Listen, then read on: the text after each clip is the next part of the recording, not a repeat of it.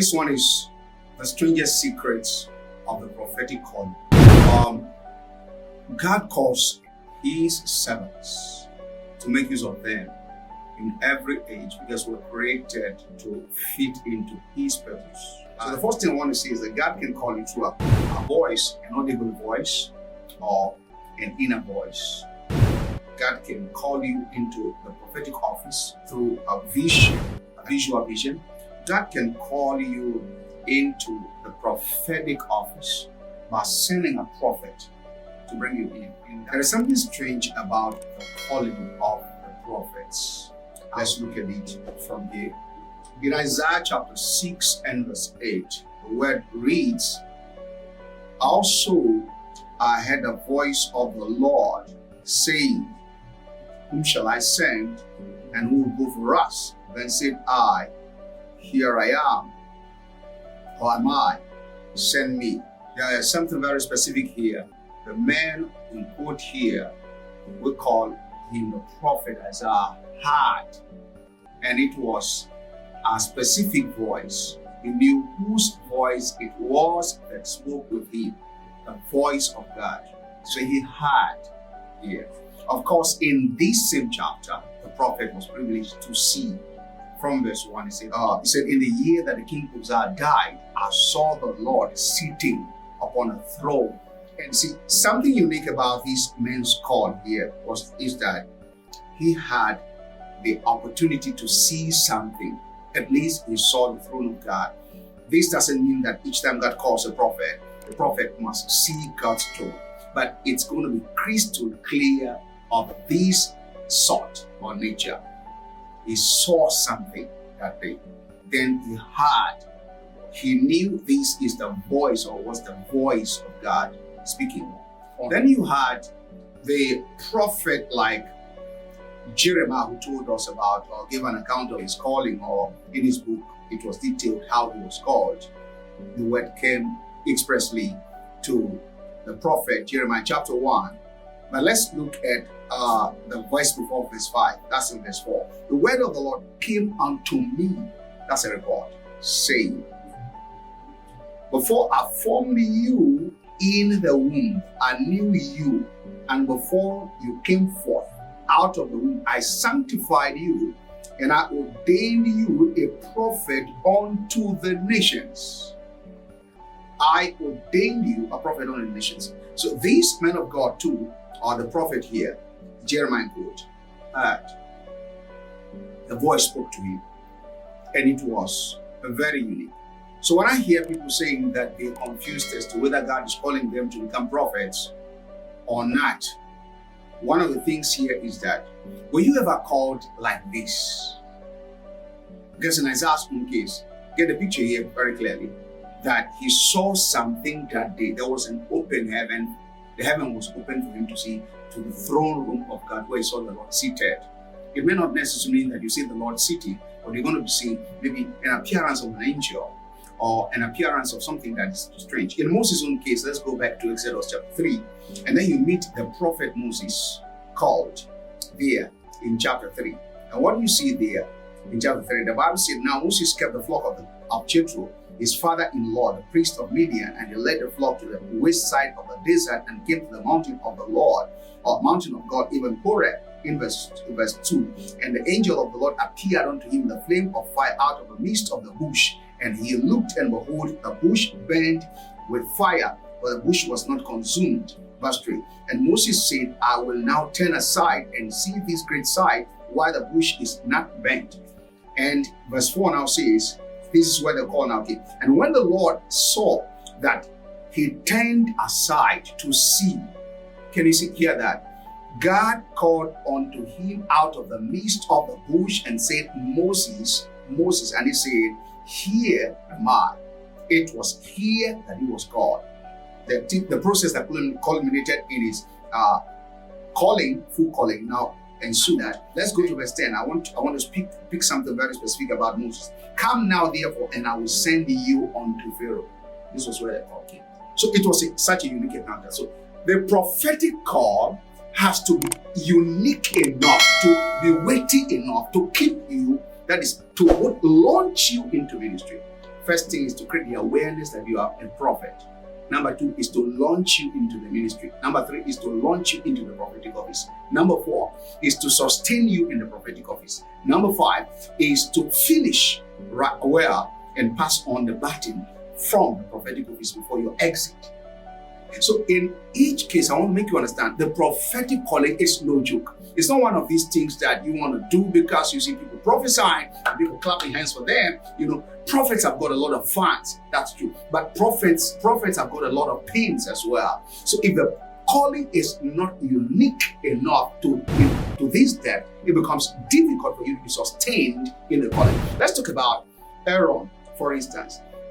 God told Aaron to meet Moses in the wilderness because he was a prophet, because God himself said that Aaron, your brother, shall be your own prophet. Aaron was Moses' own prophet. Let's look at Exodus chapter 7 as well. And the Lord said unto Moses, see, I have made you a God to Pharaoh, and Aaron, your brother, shall be your own prophet.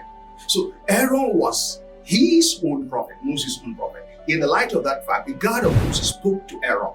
So Aaron, being a priest to be, was first a prophet unto Moses. In the light of that fact, they had a clear link, that is a first-hand link with God's voice that led him into the wilderness to meet with Moses. In this case, as a priest. But there are occasions where you see God calling pastors to pastor, and it doesn't give them this kind of unique experience. I mean pastors who are not prophet pastors or apostle pastors. You see that the calling may take a different format. The calling of an evangelist may take a different format. God can inspire an evangelist to go out and evangelize, and it becomes a mark of the call in most cases. God can inspire intuitively or by perception somebody to come into the office of a pastor. But when it comes to the prophetic, because of the weight that is attached or associated with the office of the prophets, the calling in most cases for prophets becomes too raw that you can't deny it happened. And from my experience with dealing with prophetic people, in training them over the years, I discovered that some forget some of their most intricate or exclusive or personal encounter with God. It happened, but they forgot it ever happened. So they never took note of it enough to remember that this was the point when God spoke to me and brought me into ministry. So you see, confusion comes in when the tussles now start coming in, when they start tugging their lives through into or on their path to fulfill their prophetic ministry. So the first thing I want to say is that God can call you through a voice, an audible voice, or an inner voice. God can call you into the prophetic office or into the prophetic assignment through a vision, a visual vision. God can call you into the prophetic office by sending a prophet to bring you in. In that case, a notable prophet to bring you in. I'm going to give you examples. An example here. Elisha did not know that he was meant to fill the office of the major prophet after the order of Elijah. So Elijah was the one that was sent to make him come into that awareness. And it became so clear that Elisha was ready to face whatever that office was going to demand from him. What I mean by whatever is that there are juicy days of prophetic assignment. The juicy days are the time when you prophesy and it comes to pass. When you pray, God hears you or answers instantly. Or before you even pray, the answer comes instantly. The juicy days are the days when people begin to clap hands for you and believe in your ministry and follow you. These are marks of the juicy days of the prophetic work. But there are the ugly days, painful days that before prophets. That's why Luke 2:34 now says that this seed, this son of yours, the one Mary gave birth to, is now set as a sign to be spoken against in Israel, because he's set for the rise and falling of many. You see, so the moment of the speaking against now comes with the other things that follow. For instance, severally there were attempts made to kill Jesus, including lifting up of stones to stone him. He was rejected among his own people. He was even derided or mocked by his own siblings. That's the point there about Jesus. When you come to Jeremiah, Jeremiah suffered to the point that he regretted accepting the call of God, to the point where he forbade himself not to speak in the name of the Lord at all. And he said that, but even though he did all that, he said that the word was like fire shut up within his bones. So he could not close his mouth, but open his mouth to detail the word of God. These are the bitter days, to the point that Jeremiah had to curse the day in which he was born. Even curse the man that told his father that a male child has been born to you, because of the pain that Jeremiah went through. He even said that he had never known prosperity ever since birth. That is, since his calling, as a result of his call as a prophet. So these are the painful days. But if you remember when you were called, no matter the pain that comes in the dark days, I mean, call it that way, you will be able to stand. It is only when you stand those days of heat, those hot days, that you now can say that you have passed the test of a prophet, and you are now ready to sit in or settle in the office of the prophet and dispense the duties of the prophet. So let's go back to the issue of the call. How are you called? That's a question. Before you say you are a prophet, if you have no mark that shows clearly how you are called, there's a need to retrace it. Because it will either come by God addressing you personally, or sending a major prophet to address you on the subject. Then he confirms it to you at the end of it all. After the major prophet prophesies to you about you becoming a prophet. That's how this thing happens.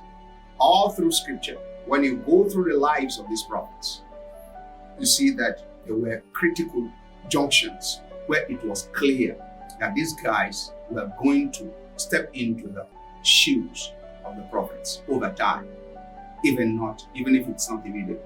And they went that way. So that's the unique thing about the calling of the prophet. It takes you, expose you to another world first of all, then expose you to the encounter of God himself, or heavenly encounter. And in the process, it details to you what he's calling you to do. And sometimes the call will come before, and then the detail of what God is sending you to do will come thereafter. This is how this thing happened.